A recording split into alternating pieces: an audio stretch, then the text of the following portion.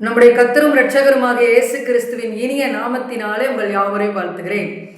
இன்றைய நாளில் ஒரு டாபிக் பற்றி பார்க்கலாங்க. அதாவது நமக்கு ஒரு சந்தேகம் இருந்துட்டு இருக்கும், எப்பாச்சு தான், எல்லா நேரத்திலும் நமக்கு வரதில்லை. அதாவது இயேசு கிறிஸ்து நம்மோடு இருக்கிறாரா, நம்ம ஜெபத்தை கேட்கிறாரா, நமக்கு பதிலை தராரான்னு ஒரு சில நேரத்தில், அதாவது யாரும் உதவி செய்யக்கூடிய கூடாத நிலையில் இருக்கும் பொழுது, அல்லதுனா யாருமே இல்லாத தனிமையற்ற நிலைமையில் இருக்கும் பொழுது, வனாந்திரமான சூழ்நிலையில் இருக்கும்போது, ஒரு தேவைகளின் மத்தியில் இருக்கும்போது, வியாதியின் அகோரத்தில் இருக்கும் பொழுது இந்த டவுட் வரும். அப்போ இந்த டவுட்டை நம்ம இன்றைய நாளை நம்ம கிளியர் பண்ணிக்கலாம். ஏசப்பா நம்ம கூட இருக்கிறாரா இல்லையா அப்படிங்கிறது. கீழ்காணும் வசனங்களை நம்ம பார்க்கலாம், ஒரு சில வசனங்களை பார்க்கலாம் வேதாகமத்தின் அடிப்படையில். அந்த வசனத்தில் இருக்கிற வார்த்தைகளை தினமும் நீங்கள் அறிக்கை பண்ணி செபிக்கும் பொழுது கர்த்தருடைய பிரசன்னத்தை நீங்கள் உணர முடியும். பார்க்கலாங்களா?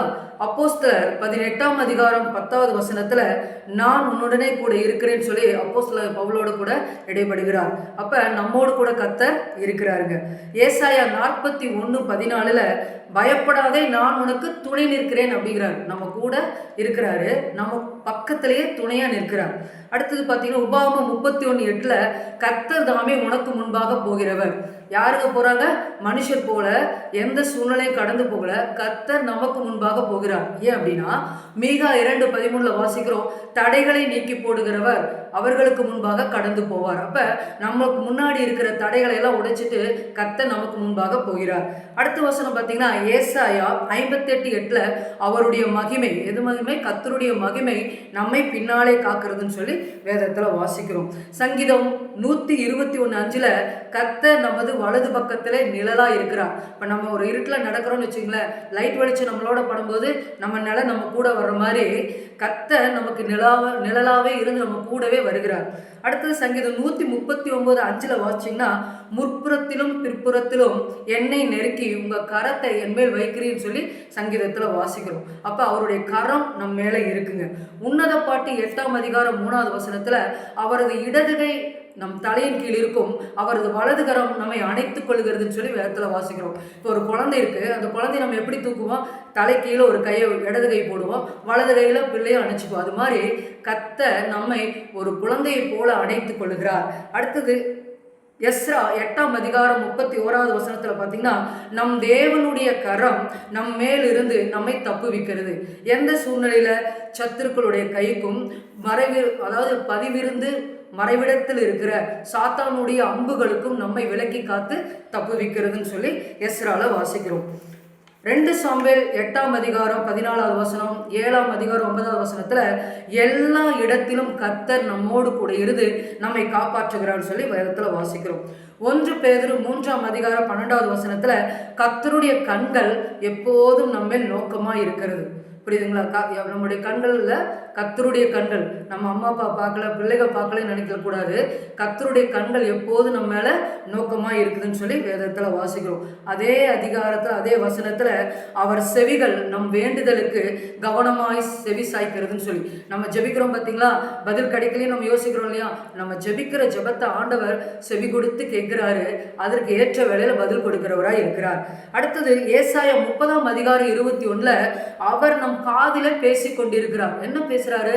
நம்ம ஏதாவது ஒரு சூழ்நிலை தவறான வழியில நடக்கும் பொழுது அவர் சொல்றார், வலதுபுறமாய் இடதுபுறமாய் சாயாமல் வழி இதுவே என்று வழி நடத்துகிற கர்த்தருடைய சத்தம் நம் காதுகளிலே தொனித்து கொண்டிருக்கிறதுன்னு சொல்லி வேதத்துல வாசிக்கிறோம். உபாகமம் 7:21 கர்த்தர் நமக்குள்ளே இருக்கிறார் அப்படின்னு சொல்லி வேதத்துல வாசிக்கிறோம். சங்கீதம் 34:7 கர்த்தருடைய தூதன் தமக்கு பயந்தவர்களை சூழ பாளையம் இறங்கி, யாரு? கர்த்தருடைய தூதனை கொண்டு நம்மளை விடுவிக்கிற தேவனாய் இருக்கிறார். அப்ப நீங்க யோசிச்சு பாருங்க, இந்த வசனங்கள் எல்லாம் ஒரு நிமிஷம் பைபிள் எடுத்து படிச்சு பார்த்து நீங்களே உங்களை நீங்களே தனியா உட்காந்து மெடிடேட் பண்ணி பாருங்க, தியானிச்சு பாருங்க, கர்த்தர் உங்களோடு கூட இருக்கிறாரா இல்லையா அப்படின்னு நீங்களே அறிந்து கொள்ள முடியும். இப்ப கர்த்தர் நம்மோடு கூட இருக்கும் பொழுது நம்முடைய வாழ்க்கை ஆசீர்வாதமா இருக்கும். எந்த சூழ்நிலையா இருந்தாலும் அதை நாம் கடந்து வர நமக்கு பலம் கொடுக்கிற தேவனா இருக்கிறார். ஆண்டவர் நம்மோடு கூட இருக்கும் பொழுது நம்ம தவறான வழியில போகவே மாட்டோம், சரியான வழியில போவோம். கர்த்தர் நம்மோடு நம்மோடு கூட வரும் பொழுது நமக்கு முன்னாடி இருக்கிற தடைகள் எல்லாம் உடைக்கப்படும். நமக்கு முன்னாடி இருக்கிற கோணலானவர்கள் எல்லாம் செவ்வையாக்கி கர்த்தர் நம்மை வழிநடத்தி கொண்டு போகிற தேவனா இருக்கிறார். வியாதி நேரத்துல, வியாதி நகோரத்துல கர்த்தர் நம்மோடு கூட இருக்கும்போது அவருடைய பலன், அவருடைய தழும்பு நம்மை சுகமாக்குறதா இருக்கிறது. அப்ப நம்மளோட கர்த்தர் இருக்கிறாரா இல்லையாங்கிற கேள்விக்கு பதில், கர்த்தர் நம்மோடு கூட எப்போதும் இருக்கிறார். நம்ம தான் ஒரு சில நேரத்துல கர்த்தரை விட்டு விலகி பின்வாங்கி போய் மறுபடி வருவோம். ஆனா கர்த்தர் எப்போதும் நம்மோடு கூடவே நமக்குள்ளேயே இருந்து வாசம் பண்ணி கொண்டே இருக்கிறார். ஒரு நிமிஷம் நம்ம ஆண்டவருடைய சமூகத்துல ஒப்பு கொடுக்கலாங்க. ஒருவேளை ஆண்டவரை எந்த சூழ்நிலையிலும் உங்களை நாங்கள் சந்தேகப்பட்டு இருக்கிறோம், எங்களை மன்னிச்சிருங்க. இனிமேல் நாங்கள் ஆண்டவரை நீங்க எங்களோடு கூட இருக்கீங்க அப்படிங்கிற அந்த விசுவாசத்தோடு எங்களுடைய வாழ்க்கையை நாங்கள் வாழ எங்களுக்கு உதவி செய்யுங்கன்னு சொல்லி நம்ம ஜெபிக்கலாங்களா? ஜெபம் செய்வோம். ஸ்தோத்தரிக்கிறோம் ஆண்டவரே, ஸ்தோத்திரம், ஹல்லேலூயா. உங்களுக்கு நன்றி செலுத்துகிறப்பா. இந்த நாளில கூட கர்த்தர் எங்களோடு கூட இருக்கிறாரா என்ற ஒரு டவுட்டோட இருக்கிற ஒவ்வொரு மக்களையும் உங்க கரத்துல ஒப்பு கொடுக்கிறப்பா. எப்போதும் ஒவ்வொருவரோடு கூட நீங்க இருக்கிறீங்க தகப்பனே.